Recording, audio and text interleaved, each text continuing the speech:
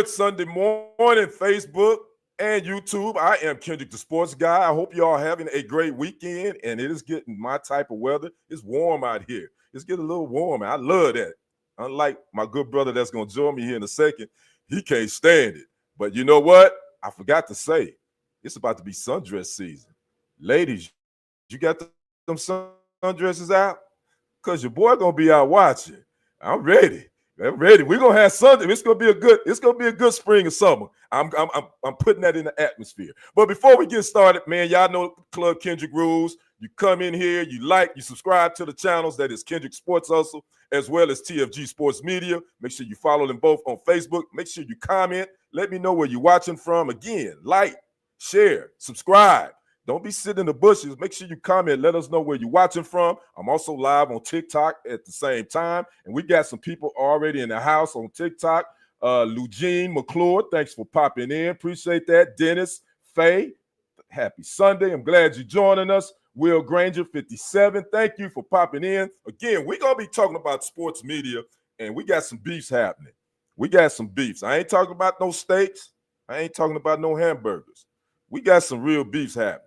And I got my good brother that's going to join me right now because he got a lot he want to talk about this beef. My good brother, the host of Real Talk for Real Men on YouTube, Lee Black. How you doing, my good brother? I'm here, my partner, up and able.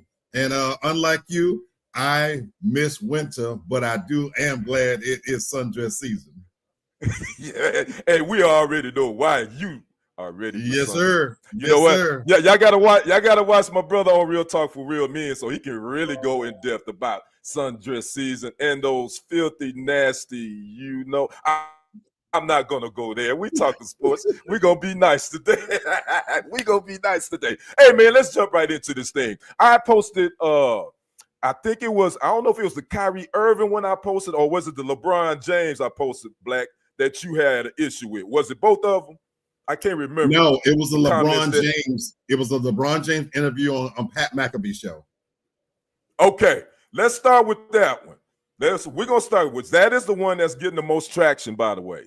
If you didn't check out LeBron James' interview with Pat McAfee, you need to check it out. I watched it in full entirety. It was about an hour long. I watched it on YouTube. He had a lot to say, but he made a particular comment that actually pissed me off too, Brother Black. And I know it pissed you off. He basically shaded the 70s era. He basically said that Giannis Antetokounmpo could score 250 points in a game in the 70s era. And I don't think he meant it jokingly. I think he was really serious about it. I want your thoughts on it, Black. Go ahead. You got the floor. Yeah, that was a big one for me as well. But even the way he represented himself, but that was the ultimate disrespect to the sport that's given him everything. And this was what I posted on my page was this was the first time that I had lost respect for him as a player. He's not my GOAT. I'm like Stephen A. Smith. Let me be clear. And I'm not a LeBron hater. In fact, I've been on the record as saying that as a man, as a representative of the NBA sport, he was one of my favorites because I love what he represented on the floor and off the floor. He's an active playing billionaire.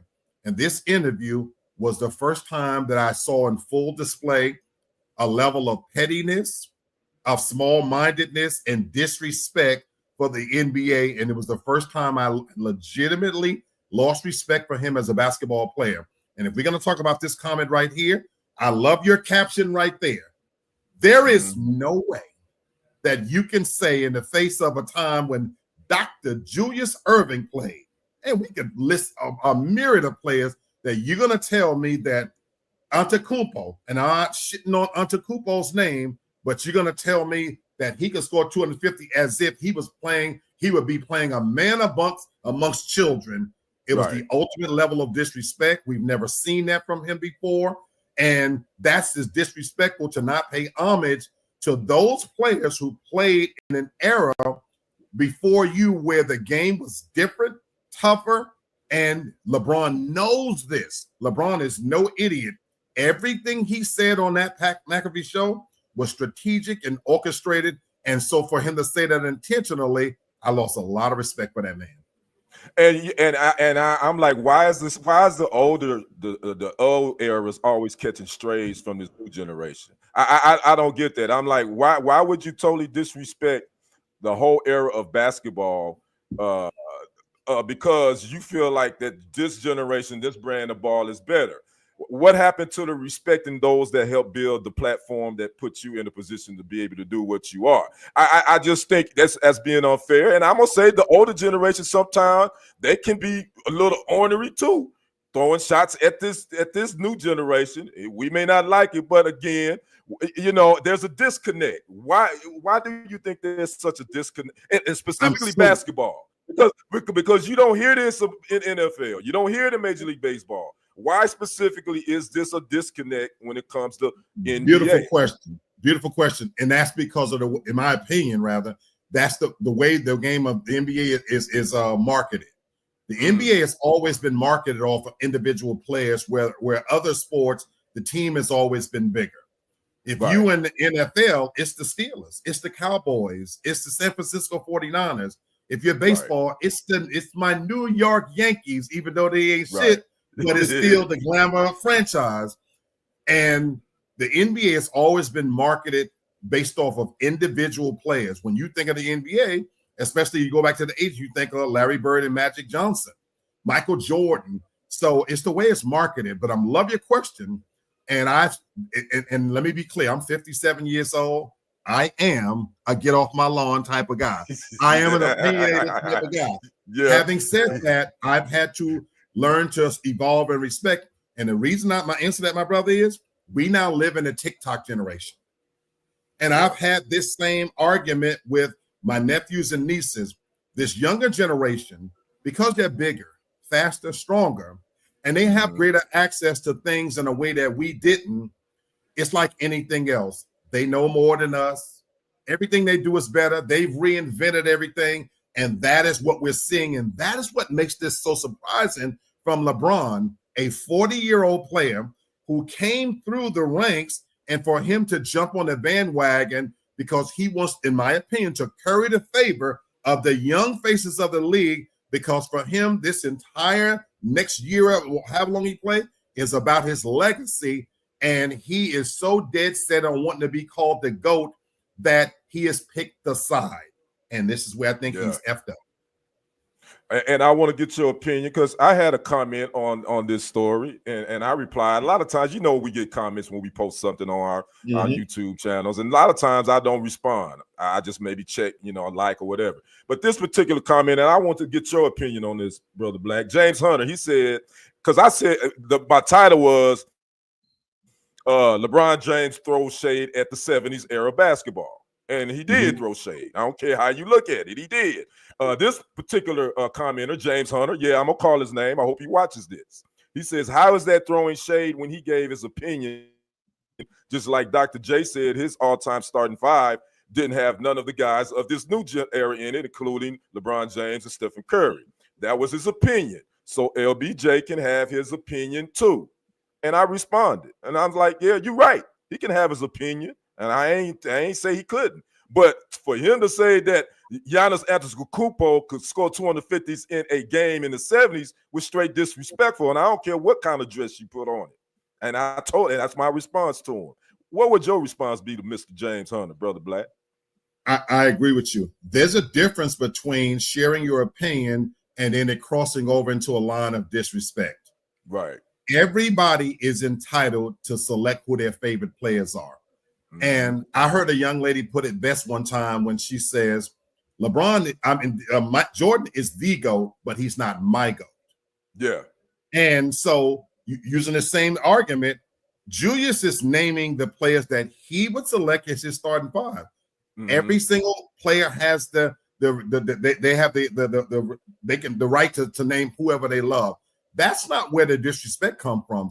The disrespect comes from you now saying that a current active player would run roughshod over those players. That's where it crosses over for me into the line of disrespect. And also, you just don't usually see that from somebody of his magnitude, because just by way of the way any sport is played, you always pay homage to the shoulders that you stood on. I would ask this James Hunter, who made this comment, show me a time that Muhammad Ali disrespected the players before him. He said he was the greatest. Right. He's the greatest, but show me where he disrespected Marciano and them, that, and the other. Joe me Louis where they and all do that that. in football. Right. Right. Show me where any active player has said that I would have killed Jim Brown. Right. You know, I ain't seen it. I ain't seen it. James I ain't Hunter, seen it. show me where they cross over to that line. Now, it's okay to believe that, man, I would have been great in any era. He could have simply said, man, Antetokounmpo, man, I think he could have played in any era, blah, blah, blah. It crosses over into disrespect when you now diminish the talents of those greats that came before him. That's the difference, James. Yes, and you couldn't have said it. I couldn't have said it any better. I want to go on I want to go back to something you said about LeBron being strategic. I find it interesting that he was on the Pat McAfee show before he was on his fanboy. I don't want to his cheerleader. I want to call him I don't want to call him a boy because I don't want to because I like me some Uncle Shannon. But I was kind of shocked that he decided to do Pat McAfee rather than Shannon Sharp and Club Shay Shay, because you said something that was very interesting, strategic, because we all know that Pat McAfee and Stephen A. Smith, I don't think they cool like that. They're not. So give a little bit more detail on the strategic part with LeBron going on. They're not. Go ahead. Give us a little bit more detail. Partner, you digging into crates today because there is so much bite to this story. It was absolutely strategic. Now, the public face that Stephen A. will say about Pat McAfee is we are cool. They're not that cool, folks. Let's be clear. Pat McAfee was able to benefit by his show coming on directly after Stephen A. Smith, and let's keep it funky. Stephen A. Smith has been the #1 show for over 10 years. So whatever else you want to think about him, whether he's a loudmouth, this, that, the other, the man is ratings gold, and there's a reason why he's everywhere ad nauseum to where you hate him. This was all happening at a time when he was up for his contract renewal. Even when LeBron James approached him on the court, it was strategic. Leading up to that point, Stephen A. was fighting for those dollars because Pat McAfee was getting paid more than Stephen A. Smith, even though Stephen A. has the #1 show. So Stephen A. was using this to leverage. He even was a little bit reserved in his response because we all know out there in the real world, you're not supposed to let nobody F up your money. Right. And so by him choosing to go on Pat McAfee, it was a direct shot against his competitor. And I believe my brother from another, he didn't choose his fanboy because he actually is a regular on the first take. Right. Even though Shannon Sharp loves him to death, this, that, and the other, by virtue of if he had went to Shannon, it would have benefited Stephen A. somewhat. And it was a direct shot that I'm not going to give you nothing. I'm going to go to your competition. LeBron is a brilliant strategist, and he knew exactly what he was doing. Man, you broke that down, and that was my thoughts too when I first saw it. I said, "Okay, this is now he's playing chess. He's not playing checkers with this." And even though I may disagree with it, I get it. I get it because LeBron has his own production company. He doesn't do many sit down interviews. If you guys have noticed, he doesn't do sit down interviews because if he does, it's through his own production company. He has the shop and all that stuff. So if you want to see him, that's where you're going to see him. So again, you're right. This definitely was a direct shot at Stephen A. And speaking of this beef between he and Stephen A, man, has this really just gone too far in your opinion? It has. Is at a point where both of them are looking bad. They're professionals. Okay, Stephen A, you got paid now. You are literally the $100 million man. Right. You're the highest paid man in the business. You're in your feelings now because Stephen A is doing what we as men do. For the brothers watching this show, white, black, and everybody in between. When you find yourself in a situation where retroactively you look back and you wish you had done something different, it stings at you. Stephen A knows that being approached and in his world, perception is everything. He looked like he got punked. Now, we don't know what was going through either person's head. We don't know if LeBron really, and I think LeBron was strategic in approaching him right there on camera. That's what a lot of people said, Black. They said it was right strategy. Move. Yeah. Because had Stephen A really cursed him out, it would look bad on Stephen A's part. He probably could have cost him a contract. He works for Disney, folks. But here's the problem. Now that you're paid, the ink is dry. Stephen A is salty that he looked bad and he wishes he had reacted differently. We all been in a situation where, man, I should have knocked this SOB's head off. I should have cussed them out. But now, Stephen A, take the high road. You're looking real bad because you're carrying on a pettiness. Matter of fact, my brother, you have a platform every day. You are on every day where if you just wait and do LeBron and the Lakers, just like you do the Cowboys, wait for your moment where you could shine, you can get him back that way.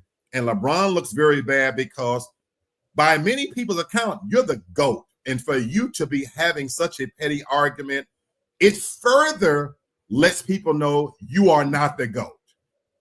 You're looking real petty, salty. Yeah. You use that platform to get out petty grievances when at the end of the day, what we haven't even talked about yet was the comments Stephen A. Smith made about your son. They were legitimate. You can be angry all you want to.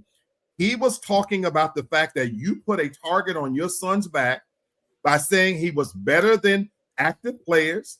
And let's not mince words. You used your influence, power, and nepotism to get your son on a team when he clearly wasn't ready. And now that he is on the team and he is an active player, he is open to criticism. But I understand as a father, you might not like it, but he is a player. But you use this platform to air your petty grievances, and that you're looking real shady and petty and like a pussy F-boy out there on this too. And you know, another funny comment, because I think LeBron, his Pat McAfee interview, it kind of showed him in a different light. It showed me that he can also be petty and manipulative, and I never really thought that about him. I always thought he could be passive aggressive, but it also showed that he could be petty and manipulative. And I thought it was another shot he took at Stephen A. He said that he's on his Taylor Swift tour. I'm like, all orchestrated, perfectly worded. He been waiting to use that phrase. That folks, that was no accident. This was thought out. And Pat McAfee's platform is the perfect setup and format where you can actually curse on that platform. It's less formal. All this was thought out. LeBron and his team, they knew exactly what was going to be said. He used that. So what's next with these two guys? Do you think they will ever sit down and have a glass of wine together? It ain't happening. That's a wrap. Never. They will never sit down. You know what? Why, brother? Because now others are chiming into Unc Shannon is said kind of what I just said, that he wished that Stephen A. would let it go because he's caught in an awkward spot. He's in the middle of it. Yeah, he's in the middle of it. LeBron is his GOAT, but he works with Stephen A. and they clearly good friends and this, that, and the other partners. And others are starting to chime in.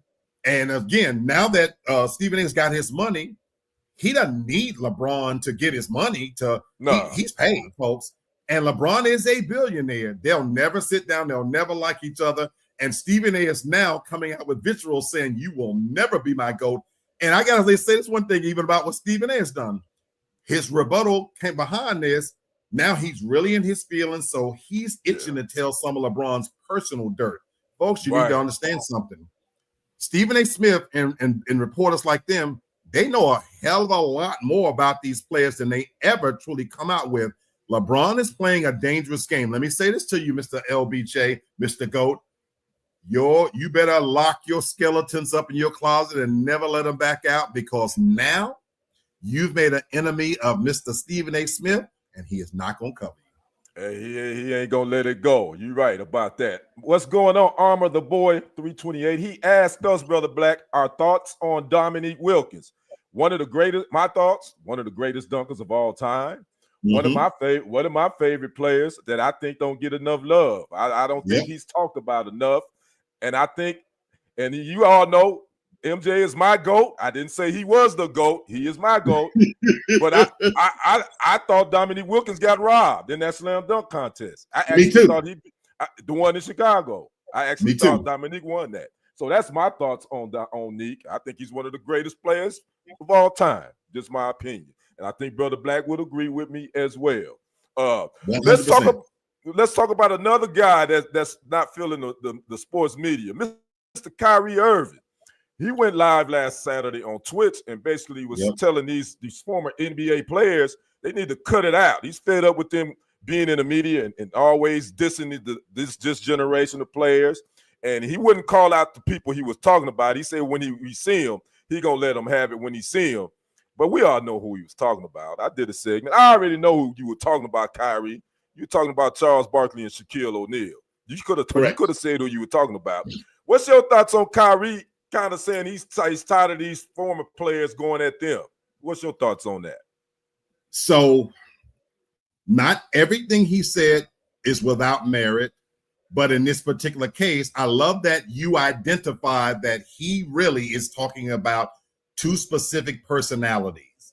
And because we know this by why he talked about the fact that they're angry because they don't make the same kind of money, because Charles and Shaq, they have said this, on the show, tongue in cheek, that, Shaq is famous for saying, man, you mean to tell me if I could have just stood out there, I could have got paid this? And I don't think when they say this, they say it in a salty way, but they are pointing out a real fact that what the NBA salaries have become and that they are nowhere near at the level of what the former players were, who wouldn't be a little bit, I wouldn't call it jealous, I would call it envious. Folks, let's talk about it in real terms. I am, despite all of the effery and foolishness, folks, I am brilliant. If I say so myself. I am an educated person with an MBA on a doctoral program, with over 25 years in retail management, 10 years in higher education. I'm brilliant, folks. Let's be clear. And I say that not to pat myself on the back. I say that to say sometimes it's difficult to see these young whippersnappers who are making six figures who couldn't effing put together a PowerPoint presentation. Now, am I jealous? No, but if I can call out that the path that I've created, the doors that my generation have opened, you have been able to walk through those and benefit in a way that I'm calling that out. Now, Kyrie has some merit in that there are some players that really are jealous. In this case, I don't believe for one moment Shaq or Charles is, because those same two people, Shaq is worth $400 million. He's a philanthropist. He is who he is. He's comfortable in his own skin. And Lord knows Charles Barkley says that he has the greatest life. Charles Barkley gets paid to be an absolute knuckle. Charles Barkley has the greatest job of somebody I know. They're not jealous of you, Kyrie. This is where now you are according the opinions that's happening in your generation, and we all know you got your own set of problems, bro. So stop it. But I will say this, and I agree with you, Black. But on the flip side, I can see where Kyrie has a point, because if you watch a lot of these former players, they're pundits now. They don't balance the criticism with lifting them up either. Again, you can be critical of a product that you want to promote because you actually played it. It's your profession, so you want the best for the product. I get that. Right. So you have to balance your criticism with some of the good stuff. Because see, here's the thing with ESPN and all these basketball gurus and whatever. They always want to talk about LeBron, the Lakers, and whatever else, but they don't want to talk about some of the good stuff. Let's talk about the Cleveland Cavaliers. They done won 60-plus games. They're the best team in the league. What about the Oklahoma City Thunder and Shai Gilgeous-Alexander, who's wrecking shop, #1 seed in the West? But you don't get long segments about that. Oh, we're going to get long segments about LeBron and what he do, and Luka Doncic. I mean, I'm just saying, show us a balance. I think that's what most fans want to see. Just balance it out. You're 1,000% correct. And your take right there is the reason why I no longer watch the NBA. I no longer watch the NBA. Your take is 1,000% correct. But I said a few moments ago that the NBA is the one of the top 4 sports that the way it's marketed on the backs of individual talent. So the NBA is Dr. Frankenstein, and what we are shown is the monster. So when you create an environment where you're riding off every single, when LeBron farts, that's important. In literally last year, when he hit in the middle of the game, when he went over Kareem Abdul-Jabbar, you stopped the play in the middle of a game that they lost, mind you, and let him celebrate and wave to the fans because he had hit this milestone and passed Kareem Abdul-Jabbar, gave him the team ball, and the Lakers lost that night. Go back and watch. But you're marketing the fact that every single thing LeBron does, or you have a handful of players that whenever they do, and you're not showcasing the teams that are playing the best basketball and that are winning. Right. And so the NBA, this is to you, and this is to you. You're right. ESPN, they're Dr. Frankenstein. You go with the take that you think people want to see. The reason why there's no appreciation for Dominique Wilkins is because we can't even go back and show love to the fact that Dominique Wilkins was probably one of the greatest dunkers you have ever seen, when you're showcasing some guy who won the dunk contest for 3 times, and I don't even know what the hell his name is. Y'all are Dr. Frankenstein, and y'all are giving us the damn monster. Yeah. But again, you're right, because I already know, people don't really, even in this social media space we in, Brother Black, and you know this for a fact, most of the time the views that get the most clicks and likes is the effery and foolishness, as you call it. I can tell you that from my perspective by the content I create. None of the good stuff I create gets the views, but lo and behold, if it's some beef like this LeBron Stephen A stuff, everybody in their mama running to watch it, and that brings us to this, and this is a great segue to what I want to ask you, and let's talk about before we get out of here. And a good brother in a sports group, I actually I have to give him credit for this statement, because I 100% agree with him. In your opinion, Brother Black, is sports topics and sports debate shows, are they just as toxic as politics? Absolutely. Would you absolutely say? Yes, sir. Yes, sir. Expound on that. I agree, because this is where I said Kyrie words had some merit. Now, he was pointing it at 2 specific individuals, but he's not wrong in the fact that, like anything else, you just said, once you figure out where this is what's getting the likes, the takes, and it becomes clickbait, there are some talking heads out there of former players that, guess what? It's easy now to form a podcast to now be able to go out and they are shitting on some of those players and taking their own personal feelings out. And so when you look at the landscape of what sports shows have become, it has moved away from talking about the brilliance and excellence of sports.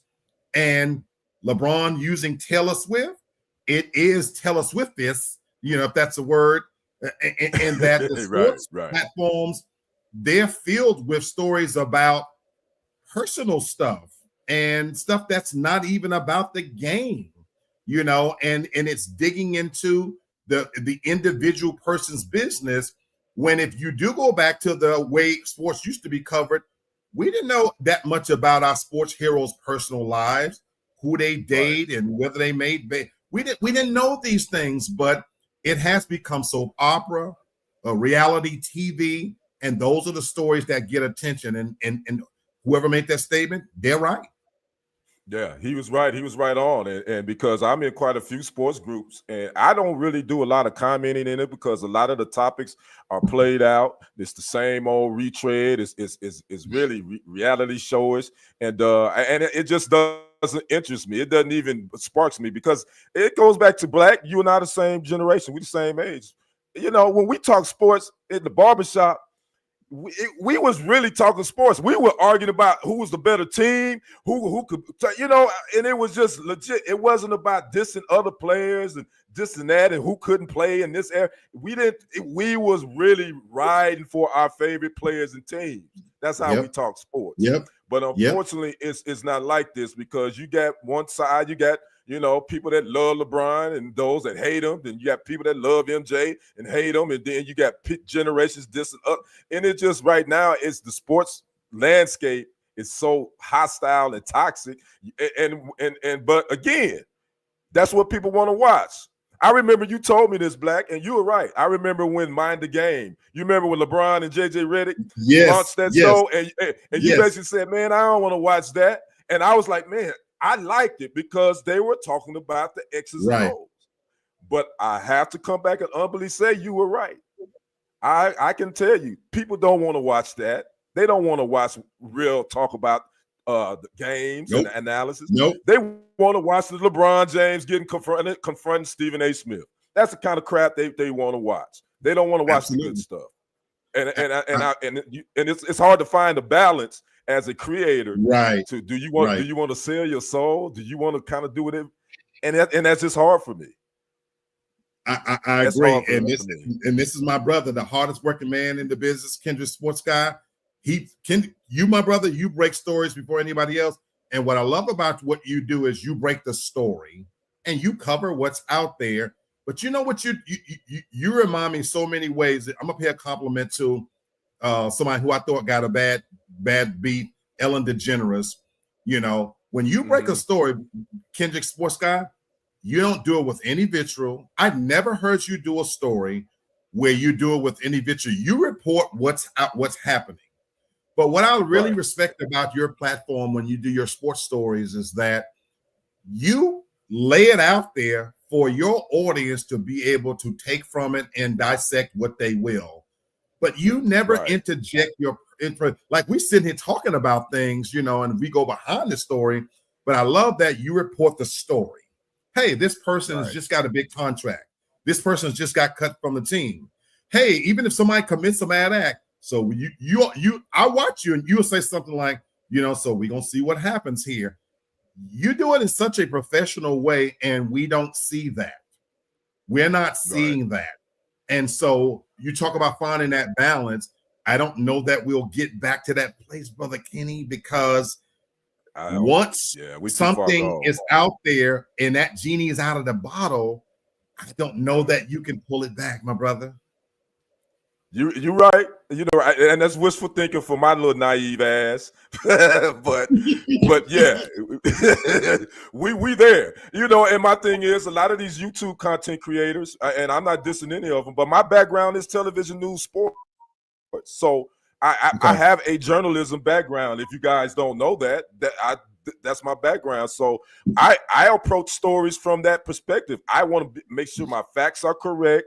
I'm not reporting rumors and that's not been confirmed, because you got a lot of misinformation out here on these social media streets that isn't, and I won't post and I won't report on something that I don't know that could be true. So unfortunately, but you know, that's what it is. And so I'm not going to change the way I do that, but I'm also going to entertain. I'm going to give you what I think and let you decide.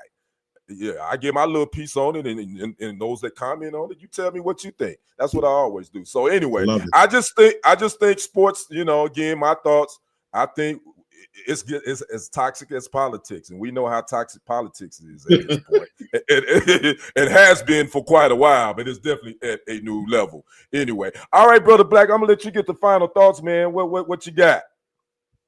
Well, man, again, unfortunately, this story is going to continue, and I truly do hope that for these two brothers, let me say it this way, you're both paid, you're both brilliant at what you do, and again, LeBron, I didn't say I lost all respect. I still love me some LeBron. So for anybody thinking I'm hating on, I don't.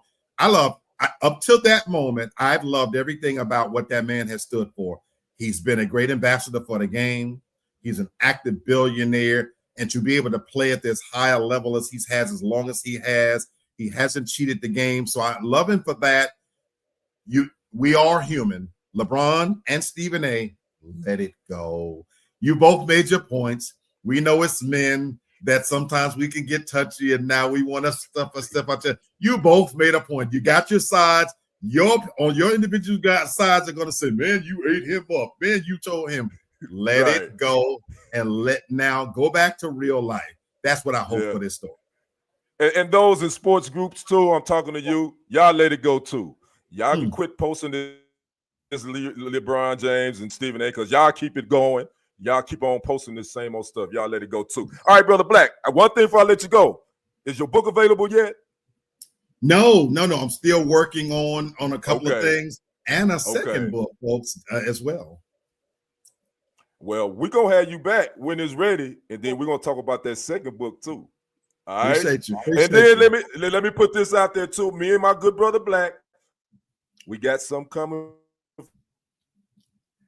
for y'all this summer. We got some coming this summer and think you're gonna like it. We think you're gonna like it. Stay tuned. Don't go nowhere. All right, Brother Black. Enjoy the rest of your Sunday, my good brother. Peace, love, and light. We'll holler at you. Absolutely. Peace. All right. Again, that was my good brother Lee Black. He is the host of Real Talk for Real Men on YouTube. If you haven't already, go check his channel out and subscribe. Subscribe to him. I'm a regular guest. Well, I'm family now on the show. And you can catch him every Saturday at 8 p.m. Central Standard Time. I'm sorry, 7 p.m. Central Standard Time, 8 p.m. on his YouTube channel, Real Talk for Real Men. Go check it out. And speaking of books, before I get out of here, I gotta promote my baby brother book. If you haven't already, go get Sick, Tired, and Overweight by my brother D.L. Reed. It is available on Amazon. Go get it. You will enjoy it. You will enjoy it. And it's got a lot of good information on there. And then also go get my other good brother, Frank Ditto, J.E. Ditto. The Universe is Mental, a guide to effectively mastering the mind. That's another good brother of mine. Go get his book as well. Y'all go check it out on Amazon. Y'all support Black authors. And again, my good brother Lee Black, he will be getting his book released here pretty soon. And we're going to have him back and talk about that as well. Now, before we get out of here, we got NCAA tournament games coming up today.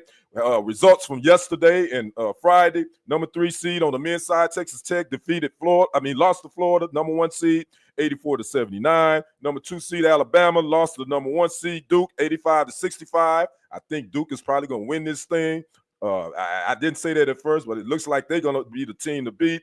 Number 5 seed, Michigan, lost to number 1 seed, Auburn, 65-78. Number 4 seed, Purdue, lost to number 1 seed, the Houston Cougars, 62-60. Number 6, Ole Miss, lost to number 2, Michigan State, 73-70. And number 3 seed, Kentucky, lost to the number 2 seed, Tennessee, 78-65. So the games today on the men's side, we got number 2, Tennessee, number 1 seed, Houston.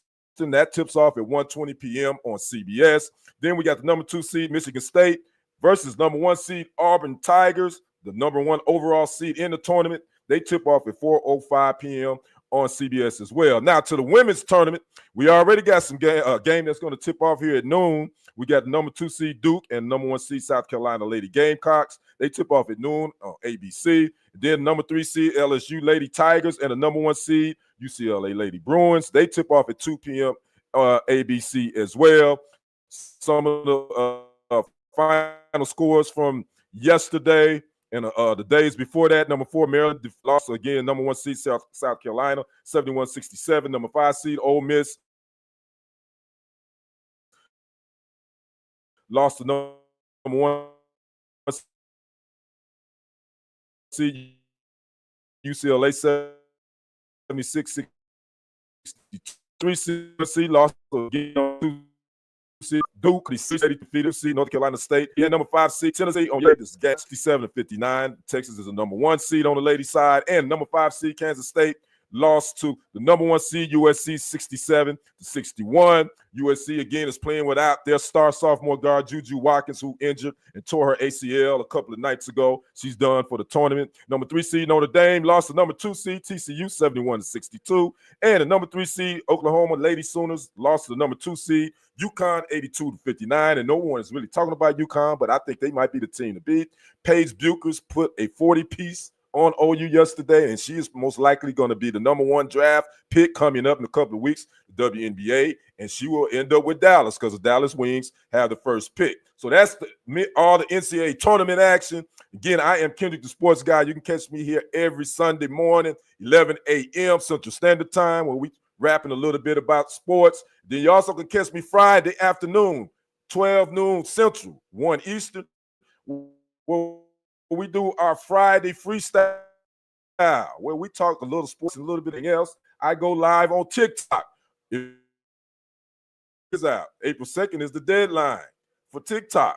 TikTok might be going away again come Wednesday. We'll see. We'll see what happens. So again, thanks for everybody that tuned in. I hope you watch this later. Make sure you like, share, subscribe to the channel. Again, I am Kendrick, the sports guy. We will catch you next Sunday, 11 a.m. Central. You all have a good week and a good rest of your Sunday. I am out. Peace.